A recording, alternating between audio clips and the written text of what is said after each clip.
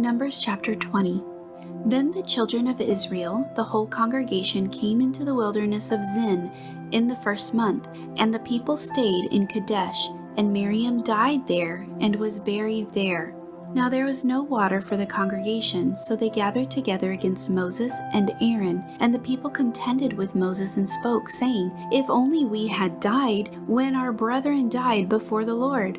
Why have you brought up the assembly of the Lord into this wilderness, that we and our animals should die here? And why have you made us come up out of Egypt to bring us to this evil place? Is it not a place of grain or figs or vines or pomegranates, nor is there any water to drink?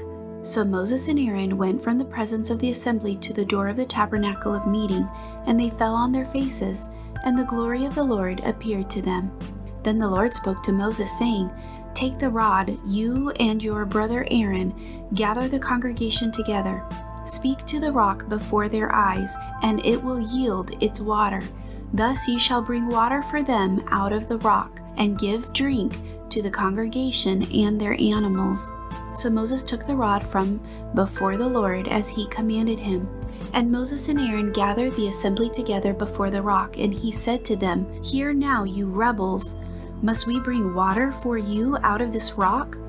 Then Moses lifted his hand and struck the rock twice with his rod, and the water came out abundantly, and the congregation and their animals drank. Then the Lord spoke to Moses and Aaron, Because you did not believe me, to hallow me in the eyes of the children of Israel, therefore you shall not bring this assembly into the land which I have given them. This was the water of Meribah, because the children of Israel contended with the Lord, and he was hallowed among them. Now Moses sent messengers from Kadesh to the king of Edom. Thus says your brother Israel, You know all the hardship that has befallen us, how our fathers went down to Egypt, and we dwelt in Egypt a long time. The Egyptians afflicted us and our fathers. When we cried out to the Lord, he heard our voice and sent the angel and brought us up out of Egypt. Now here we are in Kadesh, a city on the edge of your border.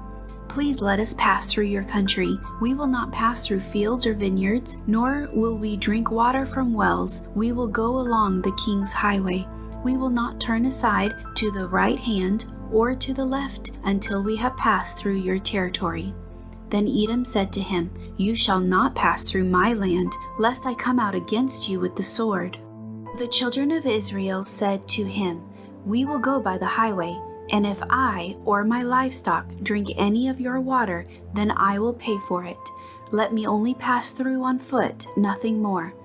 Then he said, You shall not pass through. So Edom came out against them with many men and with a strong hand. Thus Edom refused to give Israel passage through his territory, so Israel turned away from him. Now the children of Israel, the whole congregation, journeyed from Kadesh and came to Mount Hor. And the Lord spoke to Moses and Aaron in Mount Hor by the border of the land of Eden, saying, Aaron shall be gathered to his people, for he shall not enter the land which I have given to the children of Israel, because you rebelled against my word at the water of Meribah. Take Aaron and Eleazar his son, and bring them up to Mount Hor, and strip Aaron of his garments and put them on Eleazar his son, for Aaron shall be gathered to his people and die there. So Moses did just as the Lord commanded, and they went up to Mount Hor in the sight of all the congregation. And Moses stripped Aaron of his garments and put them on Eleazar his son. And Aaron died there on the top of the mountain. Then Moses and Eleazar came down from the mountain. Now when all the congregation saw that Aaron was dead, all the house of Israel mourned for Aaron 30 days.